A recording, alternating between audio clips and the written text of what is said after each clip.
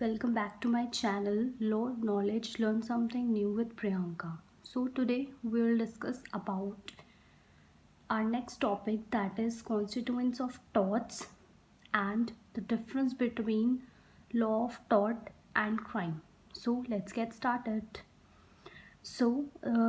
There are two maxims that are used to determine whether a party has a valid claim in tort, that is whether he can take a person to court or not. यानी कि हमारे पास दो मैग्जिम्स हैं जिनके basis पे हम पता लगा सकते हैं कि क्या एक पर्सन दूसरे पर्सन को टॉर्ट के जुल्म में टॉर्ट के लिए बेसिकली कोर्ट ले जा सकता है या नहीं. So our first maxim is injuria sine damnum and second maxim is damnum sine injuria. As you know that injuria means injury, sine means without, and damnum means damage. So here injuria sine damnum means injury without damage, and damnum sine injuria means damage without injury. So our first constituents of tort is injuria sine damnum. This maxim means injury without damage. इस maxim का basically मतलब ये होता है कि injury तो हुई है लेकिन कोई डैमेज नहीं हुआ है, और इंजरी से हमारा मतलब है कि कोई लीगल इंजरी हुई है.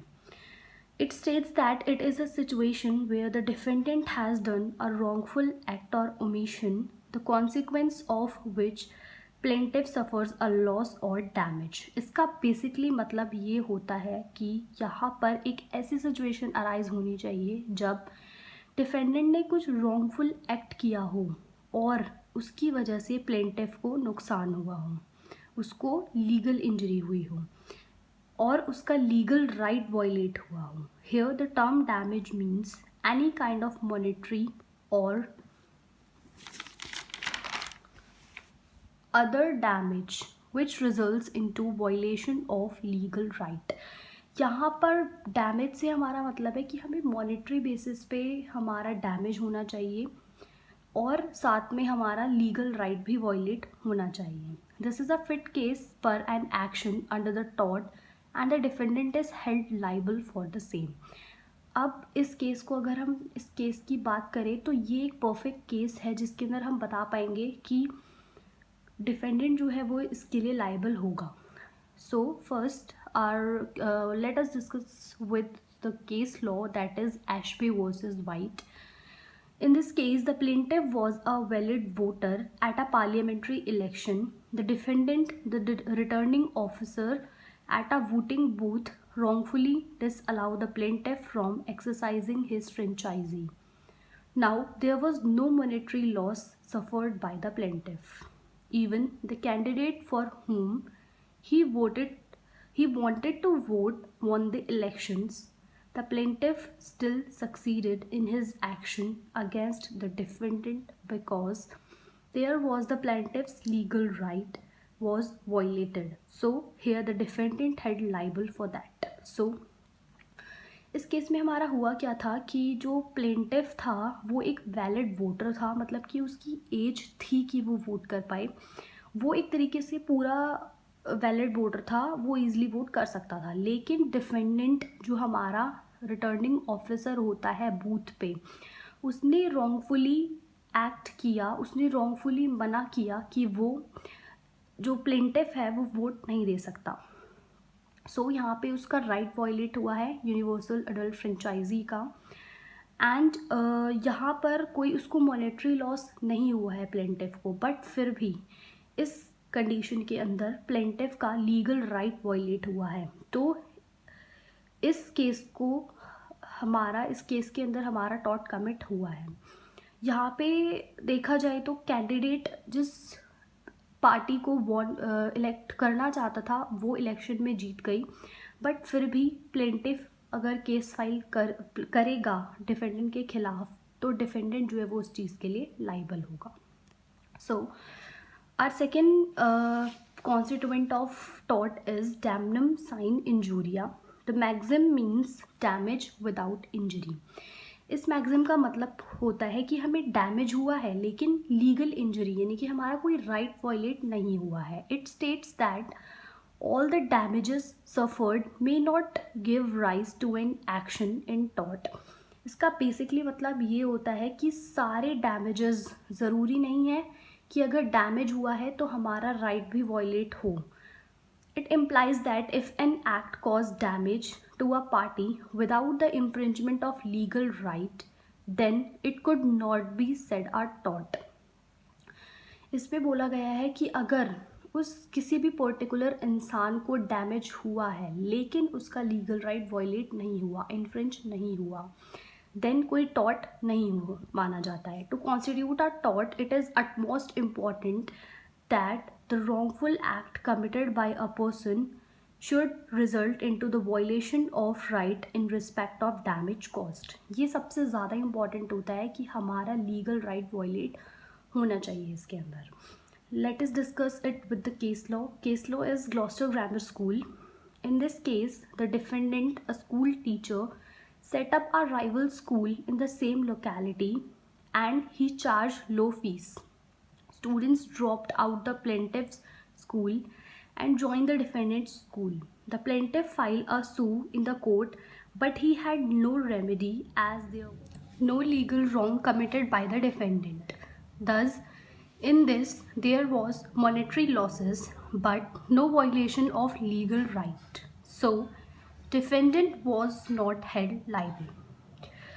इस केस में क्या हुआ था कि डिफेंडेंट जो था वो एक स्कूल टीचर था एंड उसने एक राइवल स्कूल सेटअप किया था सेम लोकेलिटी में जहाँ पर प्लेंटिफ का स्कूल ऑलरेडी इस्टेब्लिश था. एंड उसने अपने स्कूल में लो फीस भी रखी जिसकी वजह से क्या हुआ कि जो स्टूडेंट्स थे उन्होंने प्लेंटिफ का स्कूल ड्रॉप आउट कर दिया एंड वो डिफेंडेंट के स्कूल में जाने लगे, उसके स्कूल को ज्वाइन कर लिया, जिसकी वजह से प्लेंटिफ को मॉनेटरी लॉसेस हुए एंड प्लेंटिफ ने एक केस फाइल किया डिफेंडेंट के अगेंस्ट कोर्ट के अंदर. बट कोर्ट में प्लेंटिफ को कोई रेमेडी नहीं मिली इसके लिए बिकॉज कोर्ट ने बोला there was no violation of their legal right. मतलब कि उसका लीगल राइट वायलेट नहीं हुआ था, सिर्फ उसको डैमेज हुए थे. सो यहाँ पर इस मैक्सिम में यही बोला गया है कि अगर हमें डैमेज हुआ है बट हमें कोई legal injury means legal right violate नहीं हुआ है तो कोई भी क्लेम नहीं बनता. सो यहाँ पर भी सिर्फ उसको मॉनेटरी लॉसेस तो हुए थे बट प्लेंटिफ का कोई भी राइट एक तरीके से लीगल राइट वायलेट नहीं हुआ था, तो उसको कोई भी कॉम्पेंसेशन नहीं मिला था उसके रिगार्डिंग. सो इस केस में डिफेंडेंट जो था वो लाइबल नहीं था. अब हमने दोनों कॉन्स्टिट्यूएंट्स पढ़े लॉ ऑफ टॉर्ट के, जिसके बेसिस पे हमें पता चला है कि अगर डैमेज विदाउट इंजरी है मतलब कि लीगल राइट वायलेट नहीं हुआ है तो कोई भी टॉर्ट कमिट नहीं हुआ है, और अगर लीगल राइट वायलेट हुआ है और इंजरी हुई है या डैमेज हुआ है तो हमारा टॉर्ट कमिट हुआ है. सो अब हम नेक्स्ट पढ़ेंगे difference between law of tort and crime. So first of all crime it is the breach of public right which affects the whole community. ये एक तरीके से पब्लिक राइट का ब्रीच होता है इसके अंदर जो पूरी सोसाइटी को, पूरी कम्युनिटी को अफेक्ट करता है. Law of tort there is an infringement of private or civil right of an individual. Law of tort के अंदर क्या होता है कि प्राइवेट राइट उसका खुद का इंडिविजुअल का राइट या सिविल राइट उस पर्टिकुलर इंडिविजुअल पे अफेक्ट करता है, वो उसका राइट वायलेट होता है सिर्फ. Second is the main aim is to punish the accused if convicted. इसका इस क्राइम का जो मेन मोटिव होता है वो ये होता है कि अक्यूज्ड जो है उसको पनिशमेंट मिलनी चाहिए अगर उसने क्राइम किया है तो. लॉ ऑफ टॉर्ट का मेन मोटिव ये होता है कि प्लेंटिफ जो है उसको कॉम्पेंसेशन मिलना चाहिए जो भी लॉस उसको सफ़र हुआ है by the defendant. Third is intention is main factor. Crime में इंटेंशन को मेन फैक्टर बोला जाता है, इंटेंशन मेन होती है. Law of tort intention is of subordinate importance, और लॉ ऑफ टॉर्ट के अंदर इंटेंशन को सबऑर्डिनेट इम्पॉर्टेंस दी जाती है, मेन इम्पॉर्टेंस नहीं होती है। It is regarded as a public wrong, crime को पब्लिक रॉन्ग बोला जाता है कि ये पूरी पब्लिक के लिए होता है। फॉर एग्जाम्पल अगर मर्डर हुआ है तो वो पूरी सोसाइटी को अफेक्ट करता है। And it is law of tort, it is regarded as a private wrong, और जो टॉर्ट है वो एक प्राइवेट रॉन्ग होता है, मतलब कि वो एक पर्टिकुलर पर्सन को ही अफेक्ट करता है, एक पर्टिकुलर इंडिविजुअल को।